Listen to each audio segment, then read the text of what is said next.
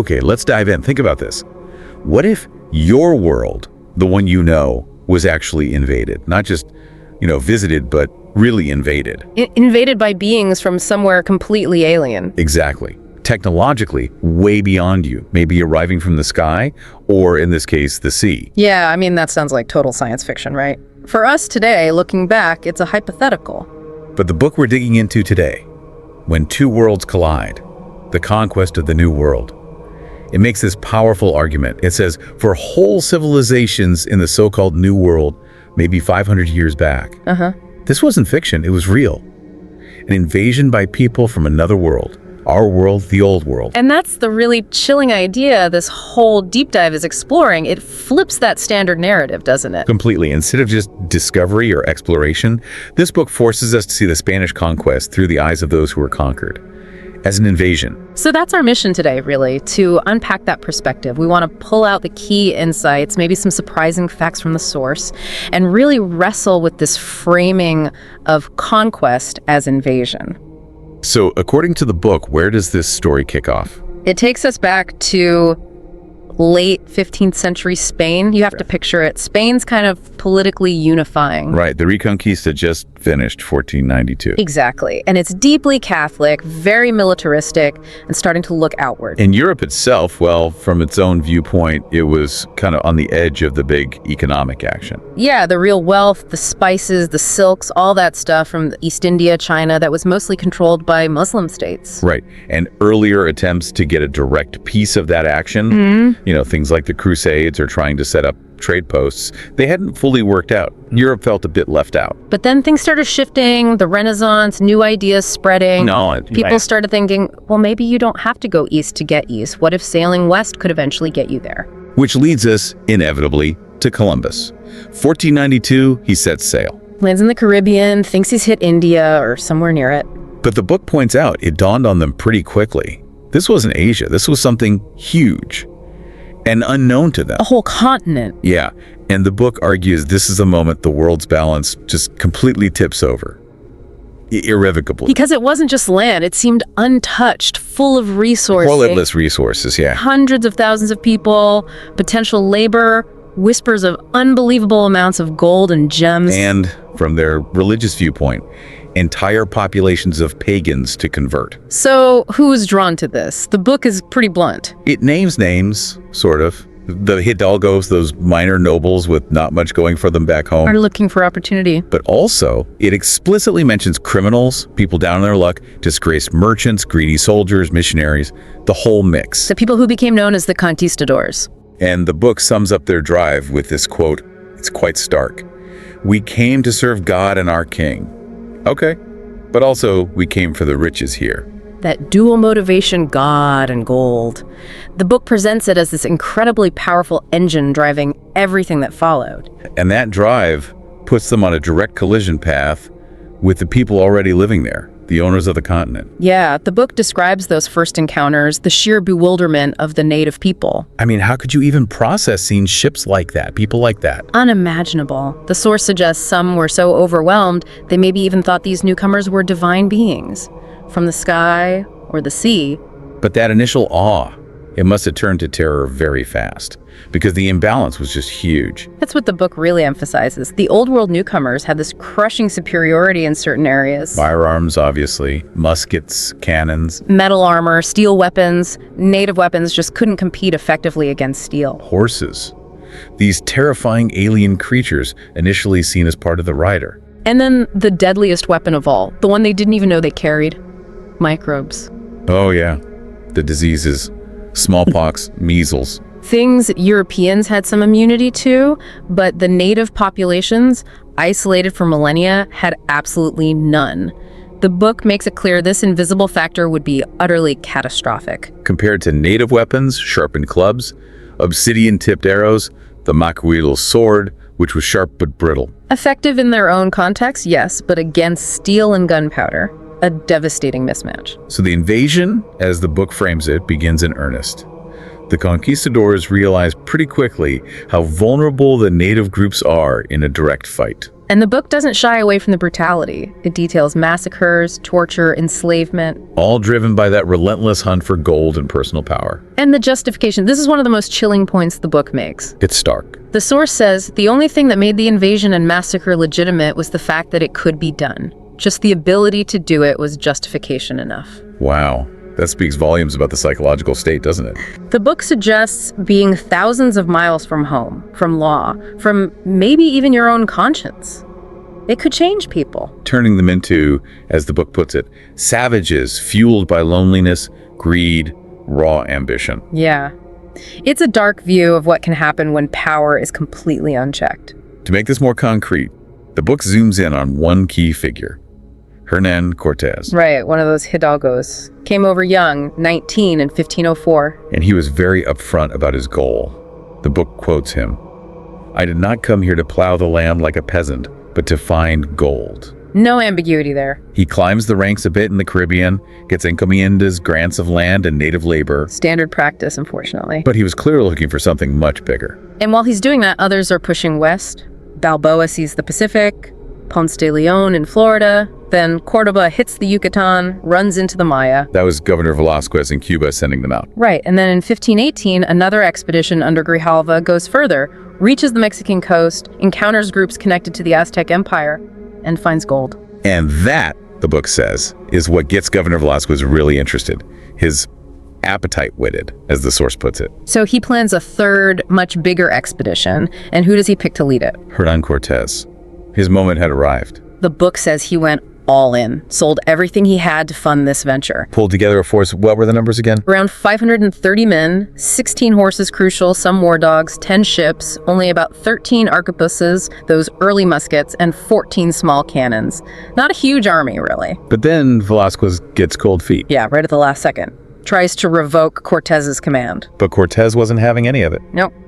The book says he basically snuck away, sailing secretly in November 1518. Classic Cortés, already showing that rebellious streak. He grabs more supplies in Cuba, then heads for the Yucatan. Doesn't waste any time, attacks and loots a Mayan city, Otonchan. Showing his intentions clearly. Then sails up the coast, lands near an island Grijalva had named San Juan. And this is Aztec territory. And here the book really emphasizes that clash of understanding again. The locals just had no concept of what these people were. Awe and fear mixed together. Maybe gods. And the horses. Seen as part of the riders, these terrifying centaur-like beings. But the book also mentions the Spanish were scared too. Long voyage, unknown land. Which might explain Cortés's next move, the burning of the ships. Such a radical decision. No going back. For anyone. It locked everyone into the venture. Sink or swim. Or rather, conquer or die. Meanwhile, news reaches the Aztec capital, Tenochtitlan. Reaches the king, Montezuma II. And the book describes him as being deeply troubled, confused. Are these invaders? Or are they maybe returning gods from prophecy? Quetzalcoatl. He didn't know, so he tries diplomacy first, sends messengers with this incredible treasure. A huge gift. The book says it took like 100 people just to carry it all. But this gesture just completely backfired. Totally. Instead of appeasing them, it just screamed, there's way more where this came from. Exactly. It confirmed Cortés's wildest hopes, which leads to that famous quote the book includes. Ah, yes, about the disease of the heart. Curable only with gold. That really sums up the conquistador mindset at that point, according to the source. So Cortés knows he needs a base. He sets up a small garrison, Villarica, leaves about 150 men. But he also knows he can't take on the Aztecs alone. He needs local allies, desperately. And the book explains how he finds them. He taps into the resentment many surrounding tribes felt towards the Aztecs. The Aztecs could be pretty brutal rulers, lots of tribute sacrifices. So groups like the Totonacs were receptive. Cortés manages to convince them to join him. And with these first allies, he starts the march inland, August 1519. They go through some areas that submit, offer gifts, but then they hit Tlaxcala. And Tlaxcala is different. They weren't subject to the Aztecs. A strong confederation, 4 tribes who had always resisted Aztec power. So Cortés has to fight them. And the book says it was tough going. Yeah, he struggled. But his Totonac allies helped, and eventually, the Spanish technology and tactics prevailed. But here's the crucial twist the book highlights. The Tlaxcalans, instead of fighting to the death or just retreating, They see an opportunity. They think maybe these newcomers can help us finally beat the Aztecs. so they switch sides. They ally with Cortés against their traditional enemy. And the book hammers this point home. This alliance and others like it were absolutely critical. Win the guns. Arguably, yes, in the long run. Spanish tech gave them an edge in battle, sure, but they were few. Their guns were slow to reload. They were totally lost geographically. They need guides, food, porters. Intelligence, and crucially, fighting manpower. The native allies provided all of that. The book basically says Cortés had almost no chance without them. With the Tlaxcalans now on board, his force is much stronger. The march continues. The book mentions the conquest of Cholula next, a major religious center allied with the Aztecs. It was a massacre, wasn't it? A brutal slaughter, yeah, guided by their native allies. The book portrays it as Cortés actively stoking civil war among the city-states on his way to the capital. And then, they see it, Tenochtitlan. The book describes it like arriving in a dream. Huge city, maybe 200,000 people. Built on islands in a lake, connected by causeways. Pyramids, temples, palaces, amazing gardens. The source says even Spanish soldiers who'd seen Constantinople or Rome were just blown away, nothing like it. And then comes that historic meeting. November 8th, 1519, Montezuma comes out to meet Cortés. The book calls it one of history's most incredible scenes. Not just emperor meets explorer, it's old world meets new world, face to face. Looking into each other's eyes, representing utterly different realities. If they'd fought right then, the book lays out the mismatch. Spanish, few guns, crossbows, steel swords, armor, maybe a dozen horses left, dogs. Aztecs, slings, darts, those obsidian-edged swords, the maco-whittle cotton armor, no cavalry. And the book adds dryly chihuahuas, which were mostly for food. The steel swords against the lighter armor. The book highlights that as just devastatingly effective in close combat. A bloodbath waiting to happen. But again, the book reminds us, the real secret weapon was invisible. Microbes, smallpox especially. Yeah, total lack of immunity in the Americas after being separated for so long.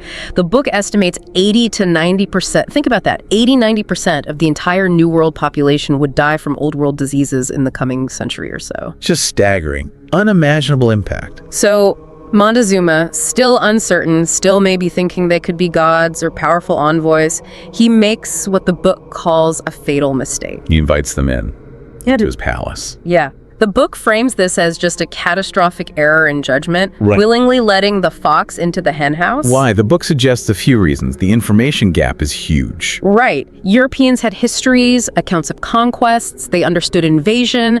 The Aztecs didn't have that same context for this kind of threat. It was an asymmetrical situation. The discoverer versus the discovered. Native ignorance of the scale of the danger. They just couldn't grasp what they were dealing with until it was too late. So the Spanish are inside, exploring the city for about a week. But during that week, the Aztecs are watching. They see the Spanish bleed. They see them eat, sleep. They realize they aren't gods. They can be killed. The mood starts to shift. Cortés senses the danger, feels vulnerable. So he makes a bold move. He seizes Montezuma, takes him hostage in his own palace. And for months, incredibly, he rules the Aztec capital through this puppet king. But then comes a threat from a completely unexpected direction, not the Aztecs. But from the Spanish themselves, back in Cuba. Governor Velázquez is still furious about Cortés going rogue, so he sends a huge force. The book gives numbers: 19 ships, 800 soldiers, 20 cannons, more horses, more guns. Under Panfilo de Narvaez, his mission: arrest Cortés, punish the rebellion. This is April 1520. Cortés's reaction is just audacious, doesn't even cover it. He leaves a skeleton crew in Tenochtitlan, maybe 120 men under Pedro de Alvarado guarding Montezuma. Takes only about 80 of his own guys, gathers some others, and literally runs back to the coast with native guides. And attacks Narvaez, even though Narvaez has way more men. Surprises him completely at a place called Sempoala. Wins easily. And then the masterstroke. He convinces Narvaez's defeated soldiers to forget Velázquez and join him. Unbelievable. He just absorbed his rival's army. Exactly. More men, more guns, more horses for his own campaign. Pure Cortés. But while he's celebrating this coup on the coast, disaster strikes back in the capital. Yeah, news arrives. Tenochtitlan is on fire. In revolt. What happened? Alvarado, the guy Cortés left in charge, apparently panicked during a big Aztec religious festival. He thought it was the start of an uprising. So he ordered a massacre, slaughtered thousands of Aztec nobles, mostly unarmed, right in the middle of their ceremony, in front of Montezuma. Just horrific. And that, understandably, ignites the city. The citizens rise up, furious, and lay siege to the Spanish trapped in the palace. Cortés has to race back. He He fights his way into the city, which is incredibly tense now, June 24th. He gets help from his Tlaxcalan allies. Montezuma, now in chains, tries to calm his people from the roof, ordered by Alvarado, but it's useless. He's lost all authority. Then Cortés makes another mistake, according to the book. He releases Montezuma's brother, Cuitlahuac, maybe as a goodwill gesture. Bad move. The Aztecs have finally had enough. They know these aren't gods, they're killers. Cuitlahuac immediately takes charge of the rebellion. He rallies the warriors, and now the Spanish are well and truly trapped in the palace complex. Desperate, the Spanish drag Montezuma onto the roof one last time, try to get him to speak to the crowd. It fails completely. The book says the crowd just rains down stones and arrows on him. He's badly wounded. The Spanish realize he's useless to them now. They basically discard him. He dies a day or two later from his injuries.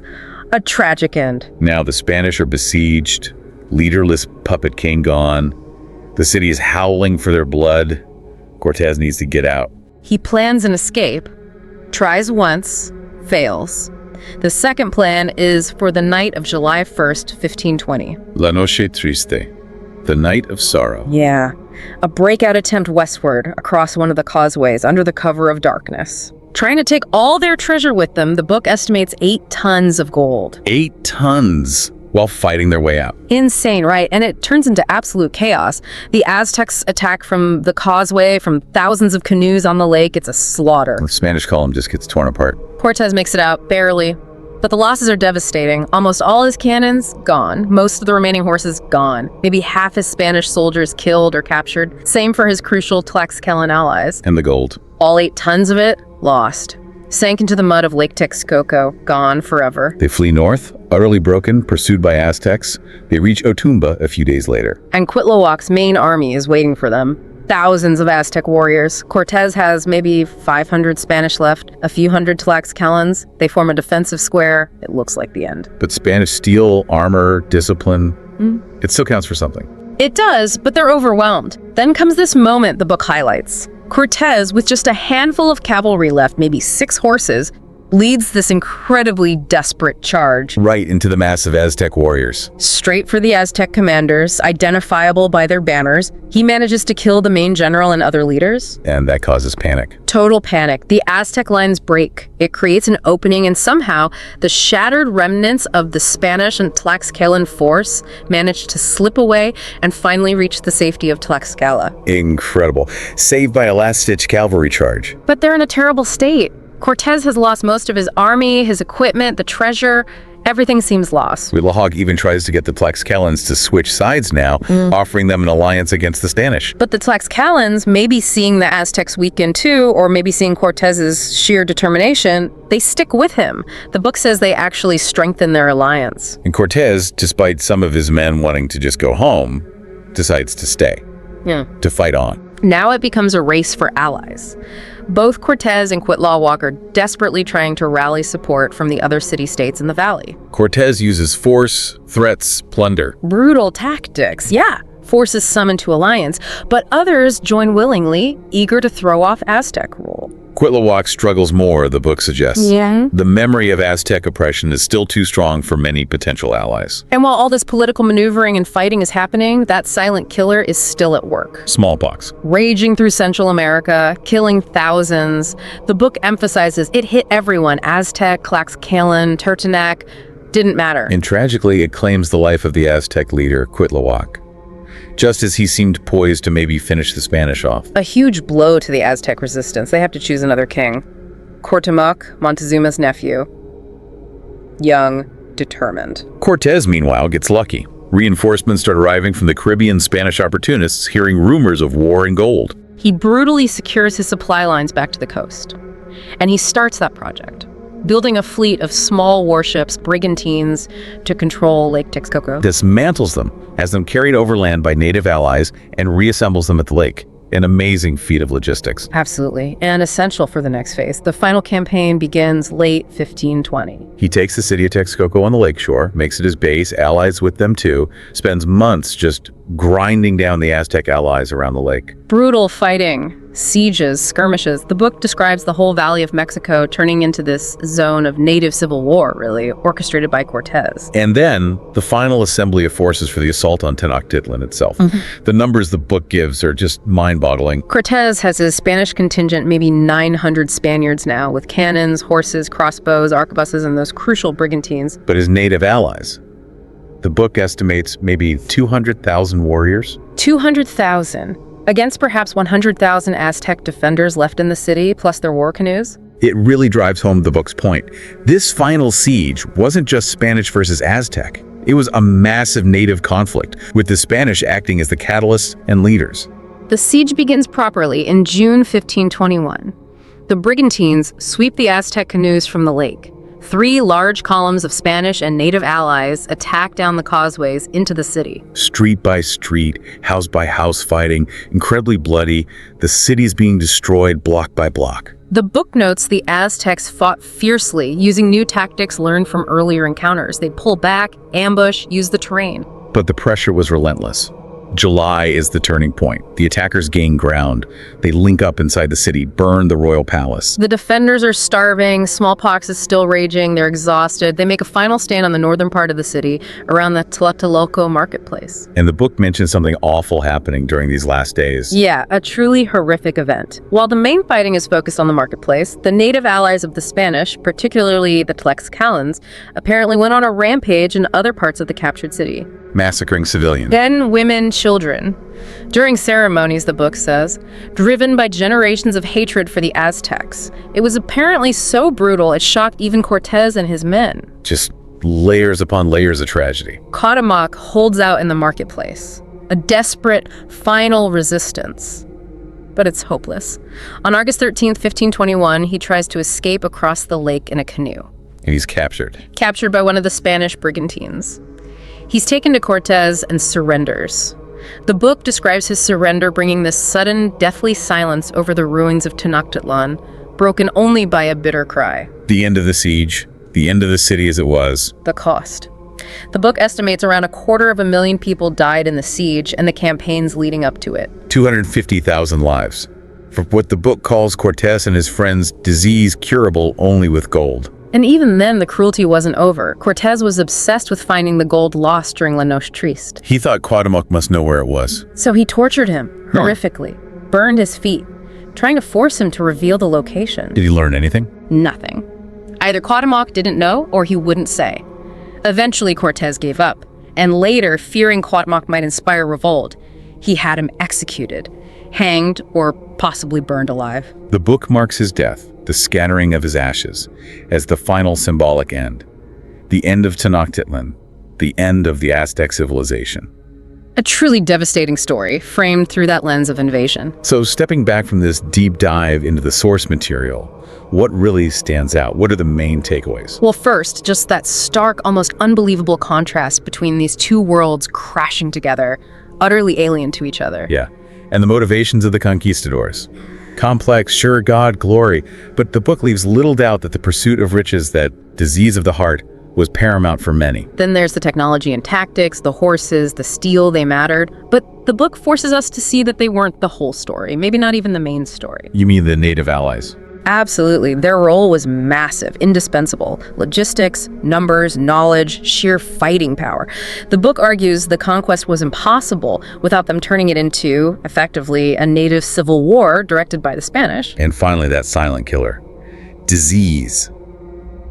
Smallpox. Wiping out potentially more people than all the battles combined. It reshaped the demographics of a continent. And thinking back to the book's opening idea, for the Aztecs and other groups, this really was an invasion from another world, by beings with incomprehensible power and deadly invisible weapons. Yeah. And that chilling justification in the book highlights that the invasion was legitimate simply because it could be done. It just hangs there. It really makes you think, doesn't it? What is this story, told this way, focusing on the conquered and that raw justification of power, tell us about, well, about human nature? With morality, when there are no checks, no balances. When you're thousands of miles from home and you can do something, does that mean you should? It's a heavy question. So the final thought for you, the listener. How does seeing this pivotal moment in history through this specific lens, the lens of invasion, the perspective of the conquered, How does that shift your understanding of words we often use, like discovery or conquest? And maybe, are there echoes of these power dynamics, these moral questions about justification and consequence that the book raises? Do we see parallels perhaps in our world today? Definitely something to chew on.